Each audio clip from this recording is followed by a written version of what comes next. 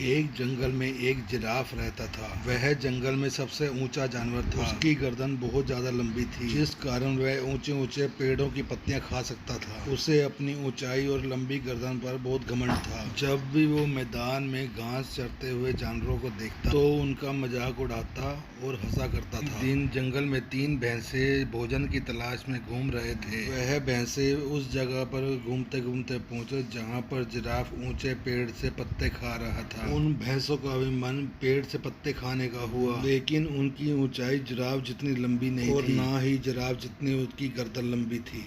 तभी वो जिराफ भाई के पास जाके बोले, जिराफ भाई थोड़े पत्ते हमें भी दे दो, हम भी जरा इन पत्तों का चक्कर देखें। तभी जिराफ उन भैंसों को धुतकारते हुए बोला, तुम्हें इन पेड़ के पत्ते खाने हैं? मैं तुम्हारा नौकर नहीं हूँ जो तुम्हें पेड़ से पत्ते तोड़ तोड़ कर खिलाऊं। जिराफ की यह बात सुनकर उन भैंसों को बहुत बुरा लगा। एक भैंसा बोला, मैं तो आपसे निवेदन कर रहा था, हम सबको जंगल में जानवरों के साथ मिलजुल कर रहना चाहिए और हम जानवरों को एक दूसरे की मदद करनी चाहिए। तभी जिराफ बोला, ज्ञान मत बांटो यहाँ पर, भागो यहाँ से। और तीनों जंगली भैंसे नीचे घास चरने लगे। तभी अचानक वहाँ पर एक शेर आ गया जो दिन भर से भूखा था। वह शेर एक बड़े शिकार की तलाश में था। जब उस शेर ने उस जिराफ को देखा तो उसने मन में सोचा, आज इस बड़े जिराफ का ही शिकार करूंगा और पेट भरकर मांस खाऊंगा। जब वह शेर उस जिराफ की तरफ बढ़ा, पास में ही घास चर रहे उन भैंसों ने उस शेर को देखा और भागकर एक गुफा में जाकर छुप गए। जिराफ पत्ते खाने में इतना मस्त था कि उसे शेर दिखाई नहीं दिया। जब शेर धीरे से जिराफ के पास आया और उसने धाड़ मारी